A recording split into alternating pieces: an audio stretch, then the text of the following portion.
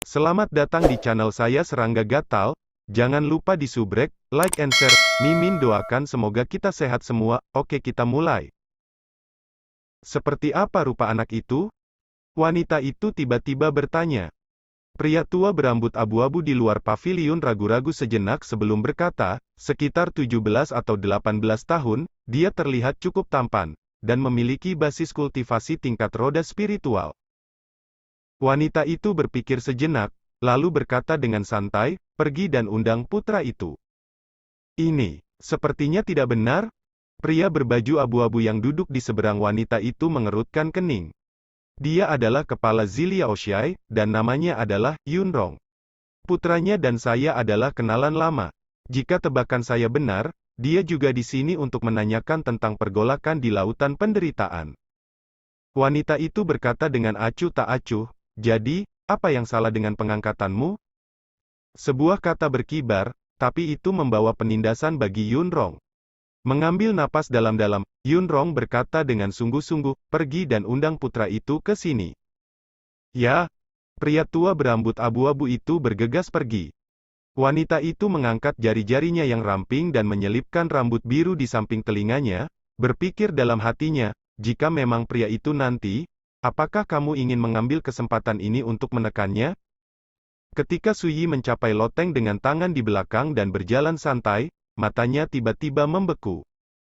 Pluto.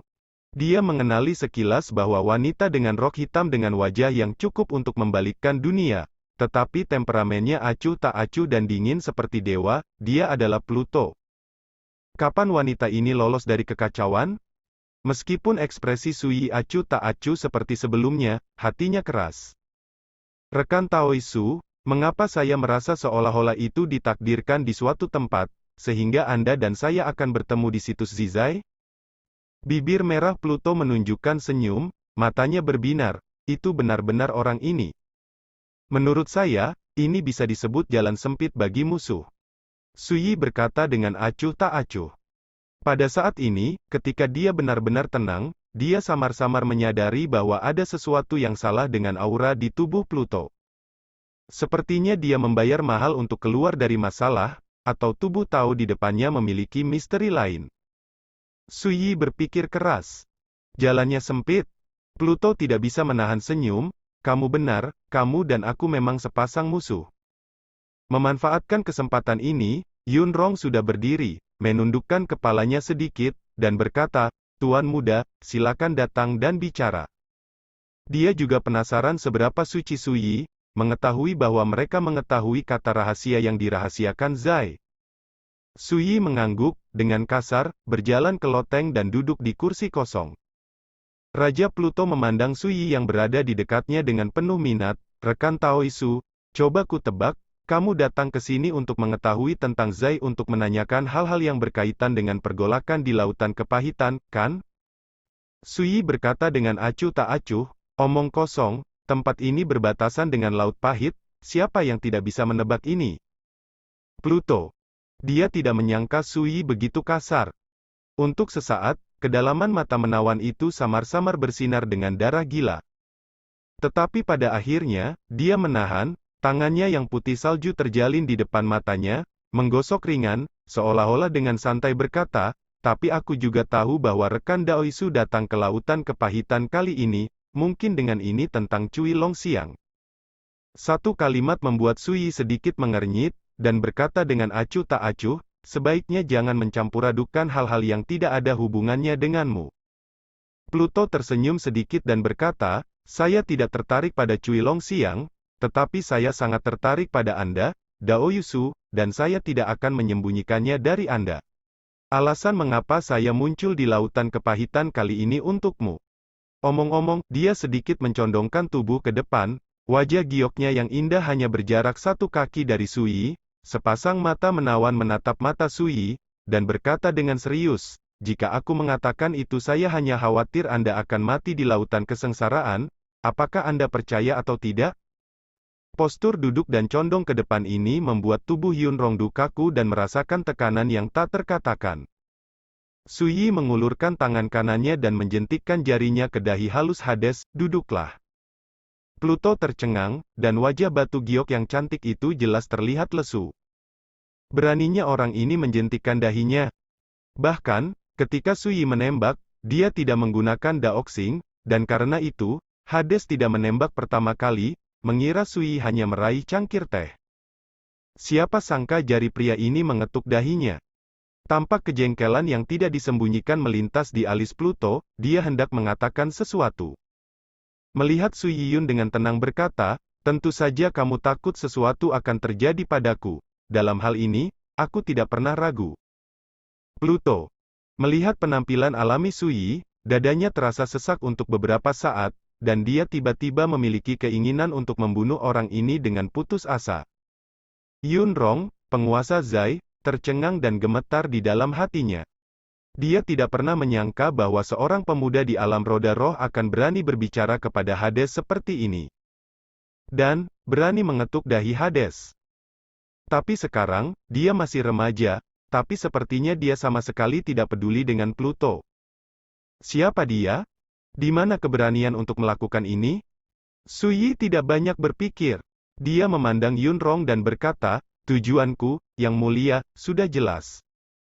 Yun Rong diam-diam mengambil napas dalam-dalam, menstabilkan pikirannya, dan nadanya secara tidak sadar membawa sedikit rasa hormat, mengatakan, beberapa berita tentang pergolakan di lautan penderitaan, lelaki tua itu akan kembali ke putranya nanti. Sui mengangguk dan berkata, ini berhasil.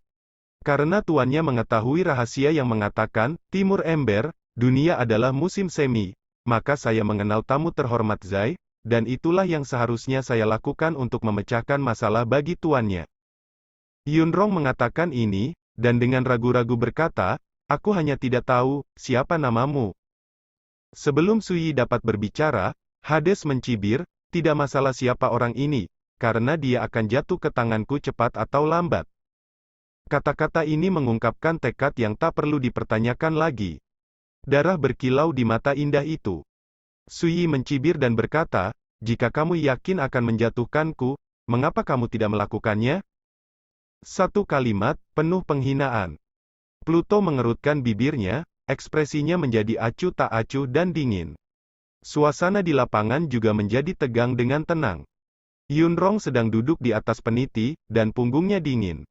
Saat dia hendak mengatakan sesuatu, dia melihat Hades tiba-tiba tertawa, bersandar dengan malas di sandaran kursi, dan berkata, makanan hanya terasa enak jika kamu memakannya satu suap pada satu waktu.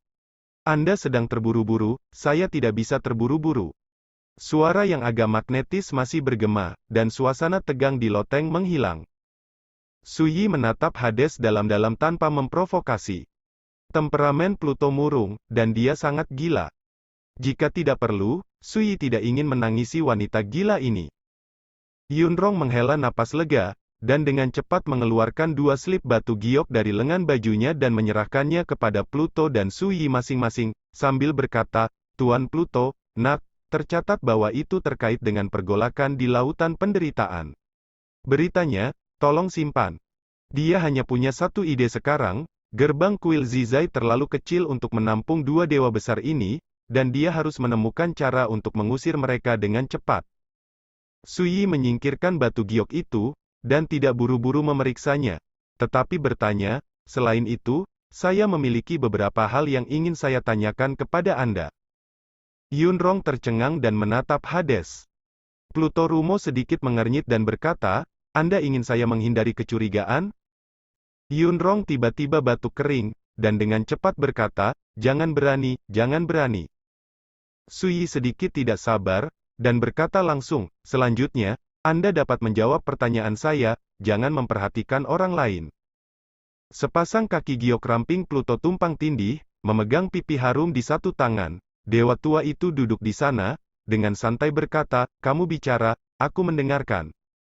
Pada saat ini, dia tampak sangat sabar, bahkan jika dia diperlakukan oleh Sui sebagai orang lain, dia sama sekali tidak kesal. Melihat ini, Yun Rong mengangguk dan berkata, saya juga meminta Anda untuk mencerahkan saya. Sui berkata, lebih dari 10 tahun yang lalu, Cui Longxiang pergi ke Laut Kepahitan, apakah Anda tahu berita spesifik tentang Zai? Yun Rong mengangkat kelopak matanya sedikit, dan berkata, semua orang di dunia sekarang tahu tentang pengalaman penghakiman Ming Zun, dan saya tahu bahwa meskipun saya telah melakukan penyelidikan berkali-kali, itu karena keterlibatan kapal dunia bawah misterius yang pada akhirnya tidak menemukan apa-apa. Suyi menunjuk ke slip batu giok di tangannya, dan berkata, apakah ada berita terkait kapal hantu itu? Yunrong buru-buru berkata, tentu saja ada. Suyi bertanya lagi, kalau begitu, tahukah kamu bahwa Tao Dushanjun pergi ke Laut Kepahitan? Yunrong berkata, saya tahu tentang masalah ini, tetapi saya tahu beberapa informasi orang dalam, karena ketika Tao Dushanjun pergi ke Lautan Kepahitan, dia juga datang ke Zizai untuk menanyakan berita itu. Suyi segar kembali dan berkata, apa yang dijelajahi ayam tua itu? Yunrong berkata dengan hati-hati, berani bertanya apa hubungan antara putranya dan Tao Dushanjun? Teman. Suyi berkata, dan mengeluarkan kayu persik dari jubah lengan bajunya, ini bisa digunakan sebagai sertifikat. Yunrong segera merasa lega, dan berkata, jangan sembunyikan putranya, informasi yang ditanyakan Tao Dushanjun terkait dengan murid Gu Ziming. Mata Suyi sedikit menyipit. Pluto menunjukkan minat. Dia telah mengetahui tentang perbuatan Su Xuanjun di masa lalu dari 9 gagak neter, dan dia secara alami tahu bahwa Bima adalah murid tertua Su Xuanjun. Mengapa dia menanyakan hal ini? Suyi mengerutkan kening. Yunrong menggelengkan kepalanya dan berkata, ini tidak jelas, tetapi lelaki tua itu tahu bahwa sekitar 3 tahun yang lalu murid-murid Gu Ziming, Sang Guanji, Ni Suang, dan Cheng Tiankun, Zheng Ke memimpin kekuatan kultivasi yang kuat ke kedalaman Lautan Kepahitan, dikatakan bahwa itu untuk mengeksplorasi rahasia jalur pemakaman dan dunia bawah. Suyi mendengarkan dan berpikir keras. Sejak di kota Ziluo, dia menanyakan bahwa ratusan tahun yang lalu, Fima telah mengirim 6 murid di bawah sektenya ke Netherworld.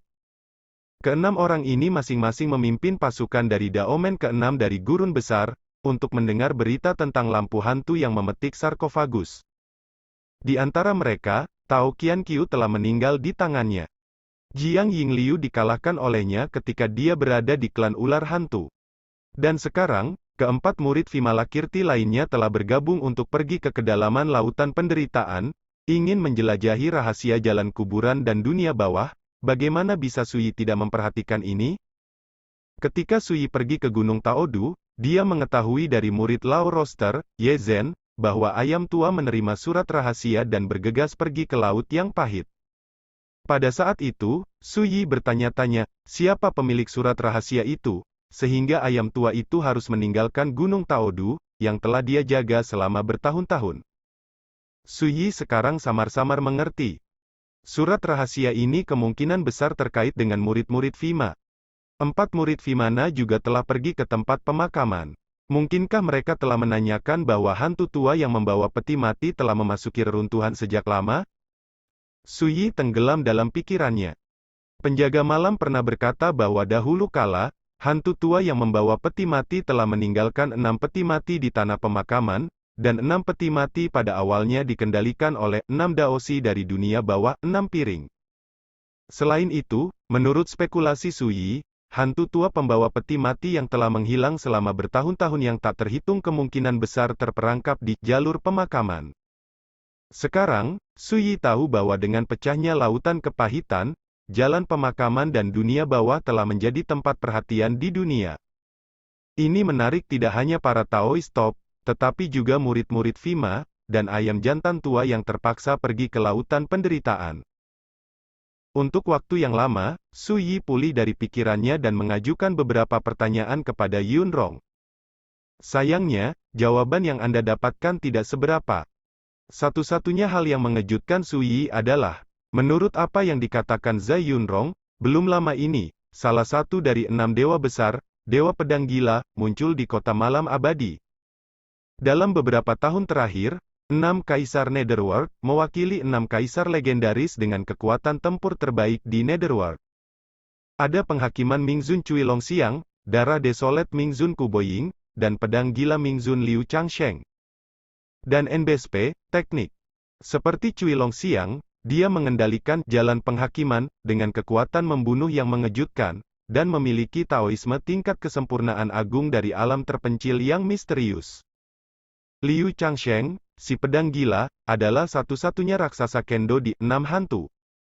Dia memiliki temperamen yang sembrono dan tergila-gila dengan pedang. Di dunia bawah, selalu ada pepatah. Pedang Liu Changsheng dapat menekan semua pembudidaya pedang kekaisaran di dunia bawah. Ini tidak diragukan lagi reputasi tertinggi untuk kendo Liu Changsheng. Namun, sejak Sui pertama kali berkelana ke dunia bawah, para pembudidaya pedang di dunia telah memahami satu hal. Pedang Master Pedang Xuanjun dapat menekan semua pendekar pedang di surga. Mengapa Liu Changsheng muncul di kota malam abadi? Sui bertanya. Tidak jelas.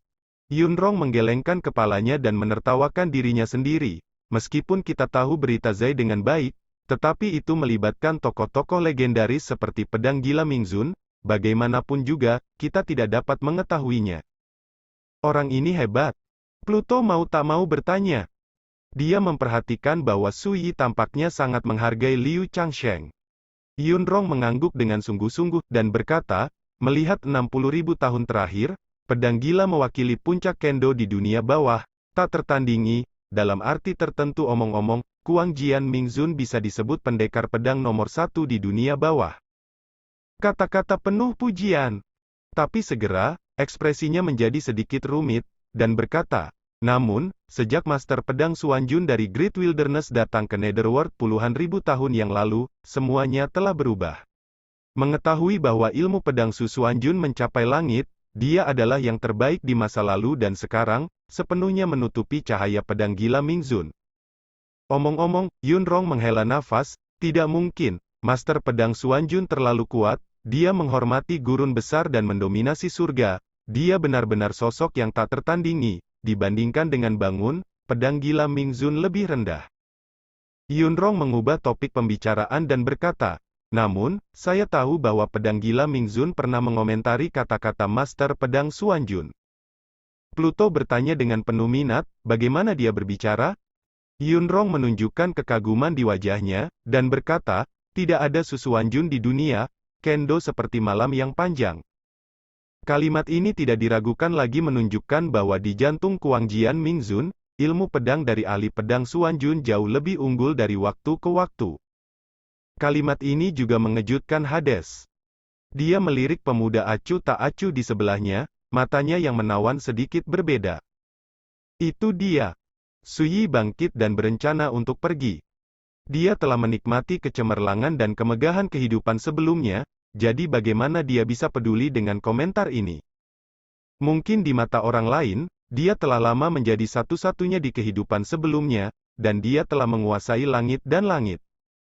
Tapi di dalam hatinya, ilmu pedang di kehidupan ini lebih penting, dan cepat atau lambat dia akan jauh melampaui dirinya di kehidupan sebelumnya.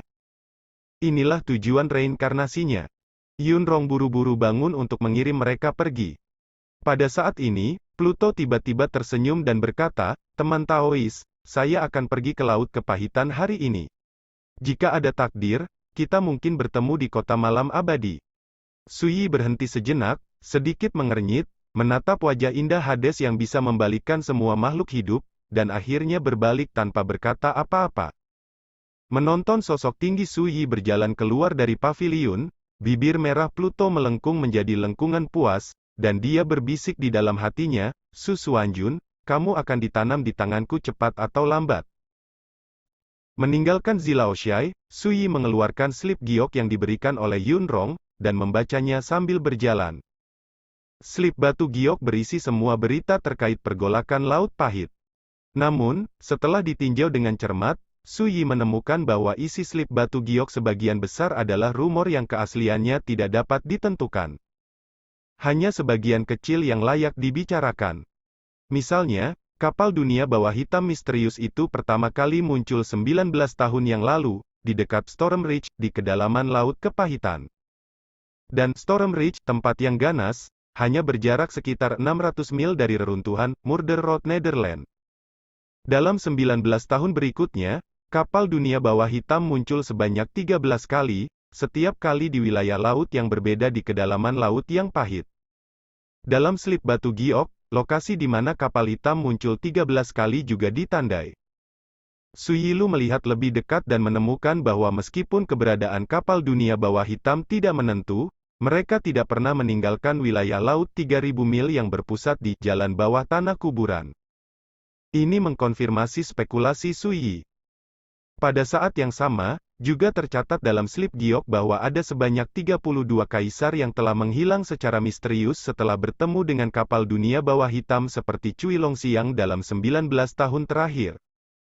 Ini masih ditentukan. Tidak ada yang tahu berapa banyak biksu yang menghilang secara misterius karena kapal hitam dalam 19 tahun terakhir. Dengan cara ini, sambil mengamati isi slip batu giok di tangannya, Su Yi telah berjalan ke bagian kota Angelica yang makmur. Sekian dulu update-annya, tunggu lanjutannya di channel saya Serangga Gatal, di subscribe ya guys. Terima kasih.